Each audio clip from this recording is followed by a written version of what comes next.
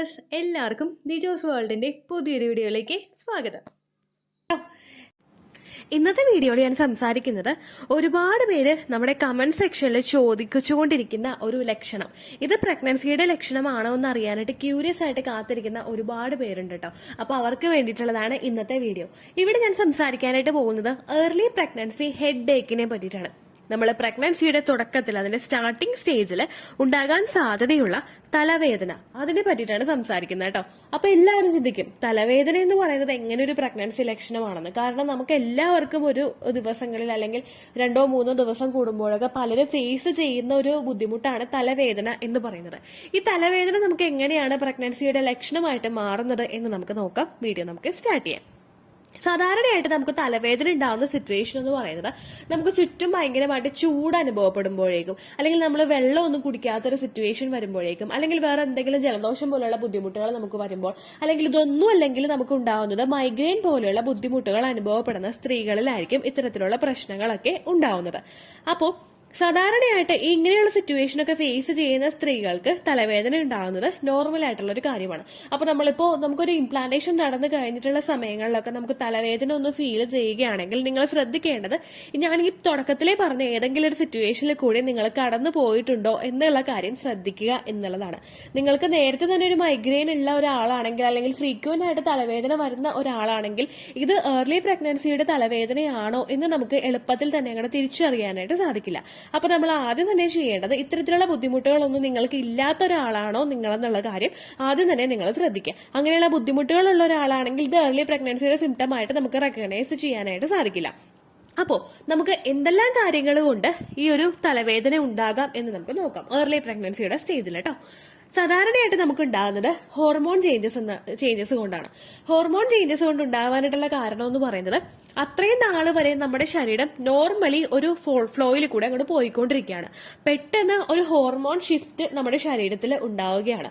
നമ്മുടെ ശരീരത്തിൽ ഒരുപാട് ഹോർമോൺസ് പ്രൊഡ്യൂസ് ചെയ്യുന്നു, ഒരുപാട് പ്രവർത്തനങ്ങളൊന്ന് സ്ലോ ഡൗൺ ആയിട്ട് പോകുന്നു. അപ്പൊ ആ ഒരു സിറ്റുവേഷനായിട്ട് ഒന്ന് പൊരുത്തപ്പെട്ടു പോകാനായിട്ട് നമ്മുടെ ശരീരത്തിന് ആ ഒരു കയറ്റം ഇറക്കം നമ്മുടെ ശരീരത്തിന് ആ ഒരു സമയത്ത് ഫീൽ ചെയ്യും. അപ്പോൾ പെട്ടെന്നുണ്ടാകുന്ന ഹോർമോൺ ചേഞ്ചസ് മൂലം, അതുപോലെ തന്നെ പ്രഗ്നൻസിയുടേതായിട്ടുള്ള ഹോർമോൺസിന്റെ ഡെവലപ്മെന്റ്സ് ആ ഒരു സ്റ്റേജിൽ പെട്ടെന്ന് ഉണ്ടാകുന്നതും നമുക്ക് ആ ഒരു ഏർലി പ്രഗ്നൻസിയിൽ ഹെഡ് ഏക്സ്, അതായത് തലവേദന ഉണ്ടാകുന്നതിന് കാരണമാകുന്നുണ്ട് കേട്ടോ. അടുത്തതെന്ന് പറയുന്നത് നമ്മുടെ ശരീരത്തിലെ ബ്ലഡ് ഫ്ലോ ഇൻക്രീസ് ചെയ്യുന്നത്. നമ്മുടെ ശരീരത്തിലെ ഒരുപാട് ഭാഗങ്ങളിലോട്ട്, എസ്പെഷ്യലി നമ്മുടെ റീപ്രൊഡക്റ്റീവ് സിസ്റ്റത്തിലോട്ട്, നമ്മുടെ യൂട്രസിലോട്ട് നിങ്ങൾ പ്രഗ്നന്റ് ആകുന്ന ഒരു സമയത്ത് ഒരു ബ്ലഡ് സർക്കുലേഷൻ കൂടുതലായിരിക്കും. അതുപോലെ തന്നെ നോർമലി നമ്മുടെ എല്ലാ ശരീരഭാഗങ്ങളിലോട്ടും പ്രഗ്നന്റ് ആകുന്ന സമയത്ത് നോർമലി നമുക്ക് എത്രയാണോ ബ്ലഡ് സർക്കുലേഷൻ ഉണ്ടാകുന്നത് അതിനേക്കാളും ഇരട്ടിയായിരിക്കും ബ്ലഡ് സർക്കുലേഷൻ എപ്പോഴും ഉണ്ടാകുന്നത്. അതായത് നോർമലി പോയിക്കൊണ്ടിരുന്നതിനേക്കാളും ഇരട്ടിയായിട്ടുള്ള ബ്ലഡ് സർക്കുലേഷൻ ആ ഒരു സമയത്ത് നമ്മുടെ ശരീരത്തിൽ ഉണ്ടായിക്കഴിഞ്ഞാൽ മാത്രമേ ആ ഒരു എംബ്രിയോയെ ഒന്ന് പിടിച്ചു കിട്ടുന്നതിന് വേണ്ടിയിട്ട് കാര്യക്ഷമമായിട്ട് പ്രവർത്തിക്കാൻ വേണ്ടിയിട്ട് നമ്മുടെ ശരീരത്തിലെ ഓരോ ഓർഗൻസിനും സാധിക്കുകയുള്ളൂ. അതുകൊണ്ട് തന്നെ അവിടെ ബ്ലഡ് സർക്കുലേഷൻ കൂടുതലായിരിക്കും ഉണ്ടാവുന്നത്.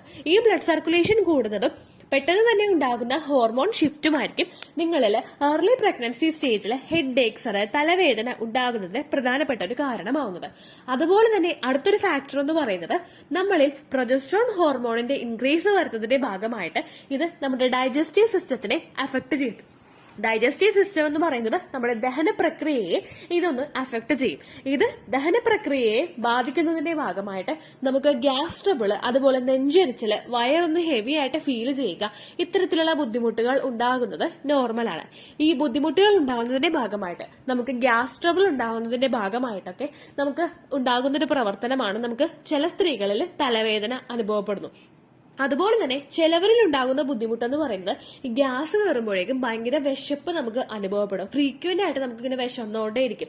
അത് ശരിക്കും നമുക്ക് ഈ ഒരു വിശപ്പ് ഉണ്ടാകുന്നത് ശരിക്കും ഓട്ടോമാറ്റിക്കലി നമുക്ക് ഭക്ഷണം കഴിക്കാനുള്ള ഒരു ആഗ്രഹം കൊണ്ടൊന്നും ആയിരിക്കില്ല. പക്ഷെ നമുക്ക് ഈ ഒരു ഗ്യാസ് വരുന്ന സിറ്റുവേഷനിൽ നമ്മൾ വയറ് നല്ലതുപോലെ എരിയുന്നതായിട്ട് അനുഭവപ്പെടും. അതുപോലെ ചില സ്ത്രീകളിലേക്ക് ഭയങ്കരമായിട്ട് വിശപ്പും ഉണ്ടാവും. ഈ വിശപ്പ് ഉണ്ടാകുന്നതിന്റെ ഭാഗമായിട്ടും നമുക്ക് ആ ഒരു സമയത്ത് തലവേദന അനുഭവപ്പെടുന്നതിലുള്ള സിറ്റുവേഷൻ വളരെയധികം കൂടുതലാണ്. ഈ ഓരോ കാര്യങ്ങളുമാണ് നമുക്ക് ഏർലി സ്റ്റേജിൽ തലവേദന ഉണ്ടാകുന്നതിന് പ്രധാനപ്പെട്ട കാരണങ്ങൾ വഹിക്കുന്നത്.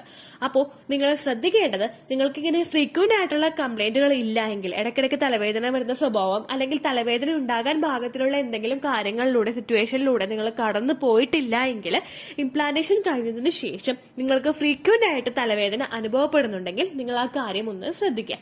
പിന്നെ നിങ്ങൾക്ക് ഫ്രീക്വന്റ് ആയിട്ടുള്ള തലവേദനകളൊക്കെ വന്നു കഴിഞ്ഞു കഴിഞ്ഞാൽ നിങ്ങൾ ശ്രദ്ധിക്കേണ്ട പ്രധാനപ്പെട്ട കാരണം എന്ന് പറയുന്നത്, പെയിൻ കില്ലേഴ്സ് കഴിക്കുന്ന സ്വഭാവം നിങ്ങൾക്കുണ്ടെങ്കിൽ അത് അവോയ്ഡ് ചെയ്യുക. ഫുള്ളായിട്ട് നിങ്ങൾ അവോയ്ഡ് ചെയ്യുക. കാരണം പെയിൻ കില്ലേഴ്സ്, പലതരം പെയിൻ കില്ലേഴ്സ് നമ്മുടെ ആ ഒരു പ്രവർത്തനം, നമ്മുടെ റീപ്രൊഡക്റ്റീവ് സിസ്റ്റത്തിൽ നടന്നുകൊണ്ടിരിക്കുന്ന നമ്മുടെ ബേബിയെ ഒന്ന് നറിഷ് ചെയ്ത് മുൻപോട്ടേക്ക് കൊണ്ടുവരുന്ന ആ ഒരു ഫസ്റ്റ് ട്രൈമസ്റ്റർ എന്ന് പറയുന്നത്, ആ ഒരു സ്ട്രഗിളിംഗ് പീരീഡിനെ ഓവർകം ചെയ്യാനായിട്ട് നമ്മുടെ ബേബിയെ ഒന്ന് പ്രിപ്പയർ ആക്കി എടുക്കുന്ന ആ ഒരു പ്രവർത്തനത്തിനെ അഫക്ട് ചെയ്യുന്നതിന് ഇത് കാരണമാകുന്നു. അതുകൊണ്ട് തന്നെ നിങ്ങൾ പ്രഗ്നൻസി എക്സ്പെക്ട് ചെയ്യുന്നവരാണെങ്കിൽ ഒരിക്കൽ പോലും നിങ്ങൾ തലവേദന ഉണ്ടാവുമ്പോഴോ അല്ലെങ്കിൽ മറ്റു പല ബുദ്ധിമുട്ടുകൾ നിങ്ങൾക്ക് ഉണ്ടാവുമ്പോഴോ പെയിൻ കില്ലേഴ്സ് നിങ്ങൾ യൂസ് ചെയ്യരുത്.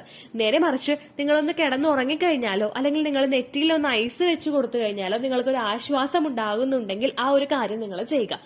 ഇനി ചായ കുടിച്ചിട്ടാണ് നിങ്ങൾക്ക് തലവേദന മാറുന്നതെങ്കിൽ നിങ്ങൾ ചായക്ക് അഡിക്റ്റ് ആവാതിരിക്കുക. കാരണം ഒരു ചായ കുടിച്ചു കഴിഞ്ഞാൽ, ഒരു കപ്പ് ചായ അല്ലെങ്കിൽ 2 കപ്പ് ചായ മാത്രമേ നമ്മൾ ഒരു ദിവസം കുടിക്കാനായിട്ട് പാടുകയുള്ളൂ. ആ ചായ കുടിച്ചു കഴിഞ്ഞാൽ നിങ്ങളുടെ ആ ഒരു ബുദ്ധിമുട്ട് മാറുമെങ്കിൽ നിങ്ങൾ അത് മാറ്റാനായിട്ട് ശ്രദ്ധിക്കുക. അതിൽ കൂടുതൽ നിങ്ങൾ ചായയോ അല്ലെങ്കിൽ കോഫിയോ കുടിക്കുന്നത് നിങ്ങളുടെ ശരീരത്തിന് ഒട്ടും തന്നെ നല്ലതല്ല. നിങ്ങൾക്ക് തലവേദന പോലുള്ള ബുദ്ധിമുട്ടുകളൊക്കെ വന്നു കഴിഞ്ഞാൽ നിങ്ങളൊന്ന് റിലാക്സ്ഡ് ആയിട്ടോ അല്ലെങ്കിൽ കിടന്ന് ഉറങ്ങി എഴുന്നേറ്റ് കഴിയുമ്പോഴോ നിങ്ങൾക്ക് ആ ഒരു ബുദ്ധിമുട്ട് മാറുമെങ്കിൽ ആ ഒരു രീതിക്ക് തന്നെ നിങ്ങൾ മാറ്റാനായിട്ടാണ് പ്രത്യേകം ശ്രദ്ധിക്കേണ്ടത്. എന്നാൽ ഏർലി പ്രഗ്നൻസി സ്റ്റേജിൽ ഇത്തരത്തിലുള്ള ബുദ്ധിമുട്ടുകൾ നമുക്ക് തുടർച്ചയായിട്ടുണ്ടാകുന്നുണ്ടെങ്കിൽ, മൈഗ്രെയിന്റെ കംപ്ലൈന്റ് ഉള്ള ആളാണ് നിങ്ങളെങ്കിലും നിങ്ങൾക്ക് റെക്കറന്റ് ആയിട്ട് പ്രഗ്നന്റ് ആയതിനു ശേഷവും നിങ്ങൾക്ക് തലവേദന അനുഭവപ്പെടുന്നുണ്ടെങ്കിൽ നിങ്ങൾ അത് ഗൈനക്കോളജിസ്റ്റിനെ സൂചിപ്പിക്കുക. അവർ പറയുന്ന മെഡിസിൻ, നിങ്ങൾക്ക് നിങ്ങളുടെ കുഞ്ഞിനും ആപ്റ്റ് ആയിട്ടുള്ള ഡോസേജിലുള്ള മെഡിസിൻ അവർ എഴുതി തരുന്നത് എന്താണോ അത് മാത്രം നിങ്ങൾ മെഡിക്കൽ സ്റ്റോറിൽ നിന്ന് മേടിച്ചു കഴിക്കാനായിട്ട് ശ്രദ്ധിക്കുക. അതിൽ നിന്ന് എഫക്ട് കിട്ടുന്നില്ല എന്ന് വിചാരിച്ചിട്ട് നിങ്ങൾ ഒരിക്കലും പെയിൻ കില്ലേഴ്സ് പ്രഗ്നന്റ് ആയിരിക്കുന്ന സമയത്ത് യൂസ് ചെയ്യാനായിട്ട് പാടില്ല കേട്ടോ. ഇത്രയേ ഉള്ളൂ വീഡിയോ. യൂസ്ഫുൾ ആയി കാണുമെന്ന് വിശ്വസിക്കുന്നു. യൂസ്ഫുൾ ആവുന്നുണ്ടെങ്കിൽ ലൈക്ക് ചെയ്യുക, ഫ്രണ്ട്സിനൊക്കെ ഷെയർ ചെയ്ത് കൊടുക്കുക കേട്ടോ. എന്തെങ്കിലും സംശയം ഉണ്ടെങ്കിൽ നിങ്ങൾ കമന്റ്സിൽ ചോദിക്കുക. പണ്ടത്തെ വീഡിയോയ്ക്ക് കമന്റ്സ് ഇടുന്നവർക്ക് റിപ്ലൈ ലഭിക്കുന്നില്ലെങ്കിൽ ലേറ്റസ്റ്റ് ആയിട്ട് ഞാൻ ഏത് വീഡിയോ ആണ് അപ്ലോഡ് ചെയ്യുന്നത് അതിന് താഴെ കമന്റ് ഒന്ന് കോപ്പി പേസ്റ്റ് ചെയ്യാനായിട്ട് ശ്രദ്ധിക്കുക കേട്ടോ. അതുപോലെ ഓവുലേഷൻ ഡേറ്റ് കാൽക്കുലേറ്റ് ചെയ്ത് തരാനായിട്ട് റിക്വസ്റ്റ് ചെയ്യുന്ന ആളുകൾ എത്രയാണോ സൈക്കിൾ ലെങ്ത് അത് മെൻഷൻ ചെയ്യാനായിട്ട് ശ്രദ്ധിക്കുക. സൈക്കിൾ ലെങ്ത് എന്നതുകൊണ്ട് ഉദ്ദേശിച്ചത് ഓരോ മാസവും എത്ര ദിവസം കൂടുമ്പോഴാണോ ബ്ലീഡിങ് വരുന്നത് അതാണ് സൈക്കിൾ ലെങ്ത്. കഴിഞ്ഞ മാസം ഒരു 8-ാം തീയതിയാണ് ബ്ലീഡിങ് ആയതെങ്കിൽ ഈ മാസം 6-ാം തീയതിയാണ് ബ്ലീഡിങ് ആയതെങ്കിൽ കഴിഞ്ഞ മാസം 8-ാം തീയതി മുതൽ ഈ മാസം 6-ാം തീയതി വരെ എത്ര ദിവസമുണ്ടോ അത് കാലണ്ടറിൽ എണ്ണി തിട്ടപ്പെടുന്നതാണ് നിങ്ങളുടെ സൈക്കിൾ ലെങ്ത്. സൈക്കിൾ ലെങ്ത് നമ്മൾ കൃത്യമായിട്ട് കാൽക്കുലേറ്റ് ചെയ്യുകയാണെങ്കിൽ ഓവുലേഷൻ ഡേറ്റ് എളുപ്പത്തിൽ കണ്ടുപിടിക്കാൻ വേണ്ടിയിട്ട് ഒരുപാട് ആപ്ലിക്കേഷൻസും ഒരുപാട് ഓൺലൈൻ ആയിട്ടുള്ള വെബ്സൈറ്റുകളും ഇന്ന് നമുക്ക് അവൈലബിൾ ആണ്. പ്ലേ സ്റ്റോറിൽ പോയിട്ട് ഓൺലൈൻ ഓവുലേഷൻ ട്രാക്കർ എന്ന് ടൈപ്പ് ചെയ്ത് കഴിഞ്ഞാൽ നിങ്ങൾക്ക് അതുമായിട്ട് ബന്ധപ്പെട്ടിട്ടുള്ള ആപ്ലിക്കേഷൻസ് കിട്ടും. അത് പറ്റുന്നില്ല എങ്കിൽ ഗൂഗിളിൽ പോയിട്ട് ഓൺലൈൻ ഓവുലേഷൻ കാൽക്കുലേറ്റർ എന്ന് ടൈപ്പ് ചെയ്ത് കഴിഞ്ഞാൽ അതുമായിട്ട് ബന്ധപ്പെട്ടിട്ടുള്ള വെബ്സൈറ്റുകൾ നിങ്ങൾക്ക് കിട്ടും. അതിൽ നിങ്ങളുടെ ലാസ്റ്റ് മന്തിലെ മെൻസ്ട്രേഷൻ്റെ ഡേറ്റും ഒപ്പം ഞാൻ ഈ പറഞ്ഞ രീതിക്ക് നിങ്ങൾ കാൽക്കുലേറ്റ് ചെയ്യുന്ന സൈക്കിൾ ലെങ്ത്തും എൻ്റർ ചെയ്ത് കൊടുക്കുകയാണെങ്കിൽ നിങ്ങൾക്ക് കൃത്യമായിട്ട് ഓവുലേഷൻ ഡേറ്റ് കണ്ടുപിടിക്കാനായിട്ട് സാധിക്കും.